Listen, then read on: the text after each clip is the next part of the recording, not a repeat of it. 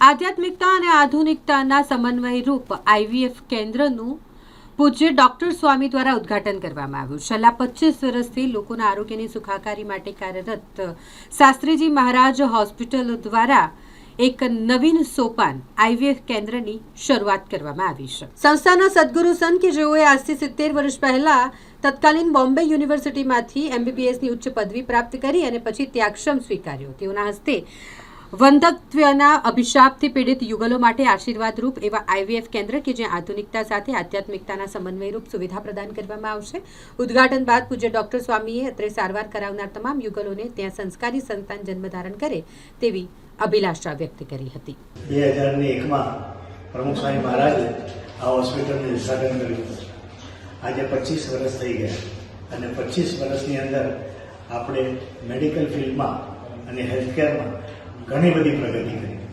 એમાંનું આ એક નવું સોપાન છે આઈવીએફ સેન્ટર.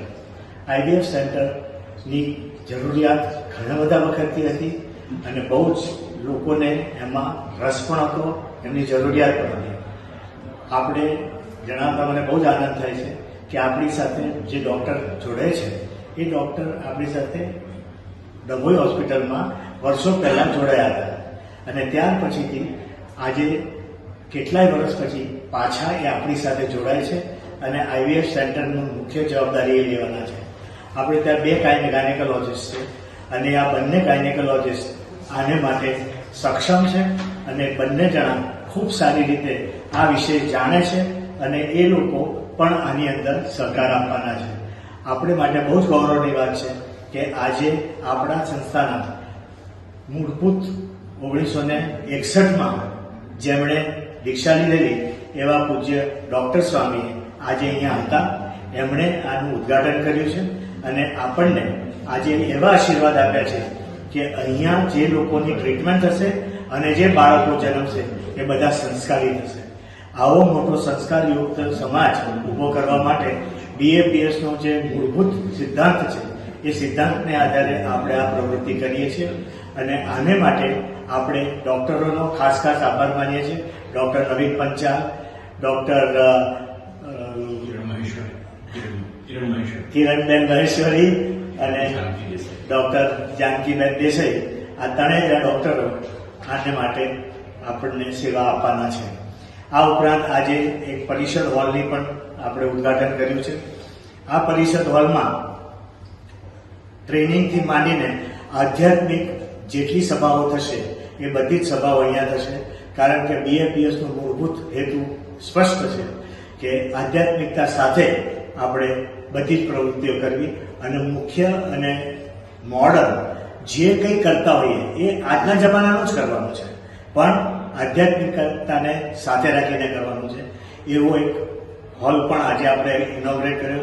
એ પણ પરમ પૂજ્ય ડૉક્ટર સ્વામીના વરદ હસ્તે થયો છે. मेरा नाम डॉक्टर किरण महेश्वरी है.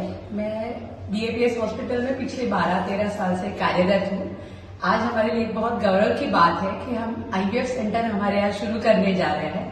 इतने सालों से हम लोग ऑब्स्टेटिक और गायनेक प्रैक्टिस तो अच्छे से कर ही रहे हैं, पर साथ साथ में ये भी एक एडिशनल सुविधा जो बहुत सारे पेशेंट्स की रिक्वायरमेंट थी उस हिसाब से हम ये देने जा रहे हैं. तो आई एम वेरी डिलाइटेड कि हम लोग ये पेशेंट के सुविधा के लिए ये आईवीएफ सेंटर आज चालू कर रहे हैं. जय Swaminarayan. I am Janaki Desai, gynaecologist consultant हूँ in the BAPS Shastriji Maharaj hospital. आज ये हॉस्पिटल द्वारा एक नया सोपान शुरू होने जा रहा है, दैट इज आईवीएफ सेंटर. जो हम देख रहे हैं कि आज का इनफर्टिलिटी मतलब कि अंधत्वपना का बहुत बड़ी समस्या होने लगी है, जो बहुत छोटी उम्र में भी शुरू हो जाती है. तो उसका एक अद्यतन सॉल्यूशन है, दैट इज आईवीएफ सेंटर, जो कि अभी हमारी हॉस्पिटल में शुरू होने वाला है, जिसमें A to Z हर एक अद्यतन लेबोरेटरी टेस्ट, अद्यतन सुविधाएं और सारवार सभी आपके लिए उपलब्ध रहेगी. तो मैं आप सबसे दरख्वास्त करूंगी कि if you are needed for this service तो आप बीएपीएस शास्त्रीजी महाराज हॉस्पिटल में एक बार जरूर से विजिट करें. जय स्वामीनारायण. जय स्वामीनारायण. હું ડૉક્ટર નવીન પંચાલ, સિનિયર ગાયનેકોલોજીસ્ટ. જે રીતે ડૉક્ટર જાનકીભાઈએ કીધું તે પ્રમાણે અમારું જે આઈવીએફ સેન્ટર છે તે બધા કરતાં અલગ છે કે અહીંયા વર્લ્ડ ક્લાસ બધી જ ઇન્ટરનેશનલ સ્ટાન્ડર્ડની ટ્રીટમેન્ટ અવેલેબલ થશે, પણ સાથે સાથે એક આધ્યાત્મ એની સાથે જોડાયેલો છે. અને અમે એ વસ્તુનું ખાસ ધ્યાન રાખીશું કે જે પણ કપલ અમારા હોસ્પિટલમાં આવે છે તે ખાલી અને ખાલી આઈવીએફ નહીં પણ એક તંદુરસ્ત બાળક લઈને અમારી હોસ્પિટલમાંથી જાય તેવી અમારી એક પૂરતી મહેનત અને એક આશા હશે. અને એના માટે અને એક જર્ની એમની જે 9 મહિનાની અને આઈવીએફની જર્ની છે તે સ્મૂથ થાય, સ્ટ્રેસ ફ્રી થાય અને એના માટે અમે બધો જ પ્રયત્ન કરીશું.